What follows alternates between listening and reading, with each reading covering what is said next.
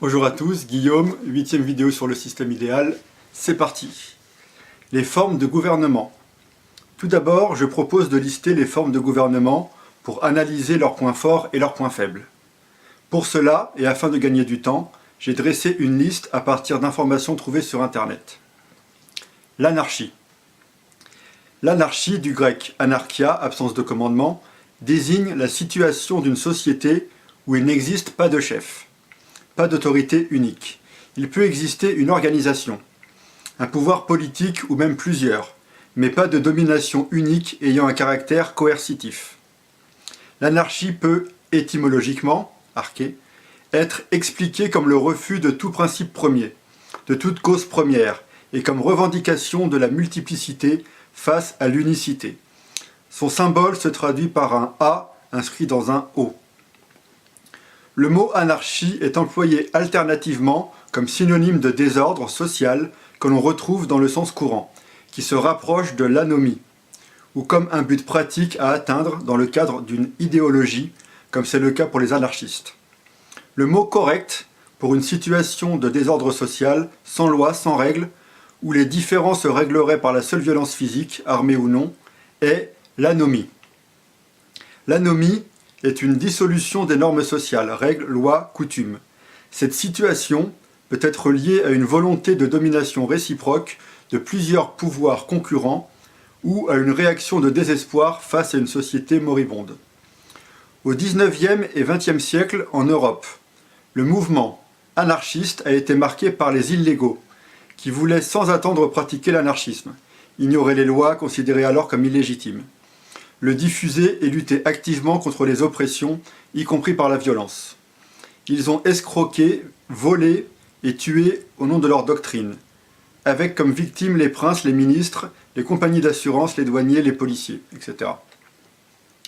L'usage des mots de l'anarchisme a d'ailleurs été interdit pour des raisons sociales et juridiques. Être l'auteur de propagande anarchiste est resté passible de prison jusqu'en 1992.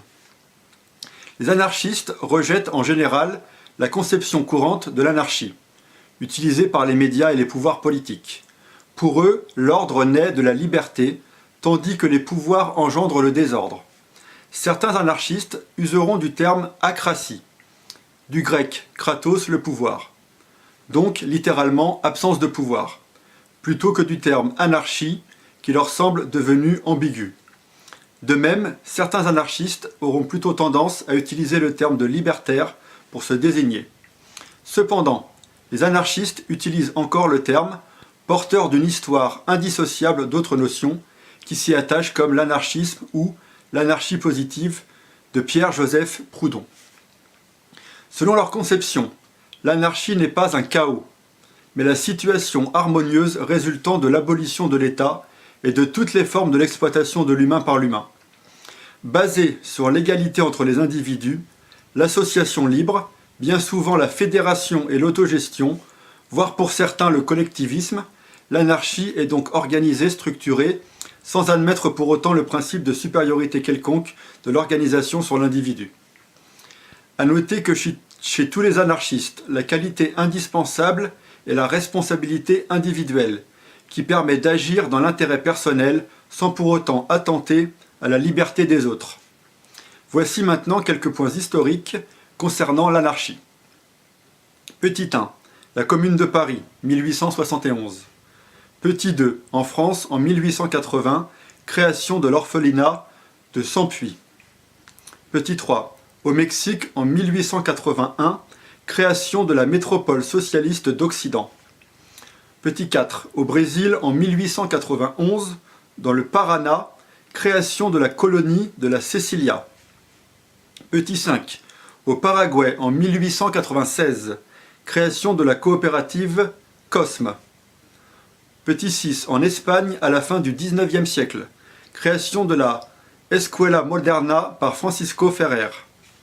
Petit 7. En France, à la fin du XIXe siècle et au début du XXe, création de diverses colonies libertaires, Aiglemont, Vaud, Saint-Maur, etc. Petit 8. En France, en 1904, création de l'école libre, La Ruche, près de Rambouillet. Petit 9. Essai de création d'une république socialiste de Basse-Californie par les frères Flores Magón en 1911. Petit 10. Le mouvement Ghadar, Lala Hardayal, qui développe une idée de société anarchiste enracinée dans les écrits védiques, 1914. Petit 11. Pendant la révolution russe en Ukraine, Nestor Makhno conduit la Makhnovchina pendant 2 ans, 1918-1919. Par ailleurs, la pensée libertaire était fortement présente lors de la révolte de Kronstadt, mars 1921.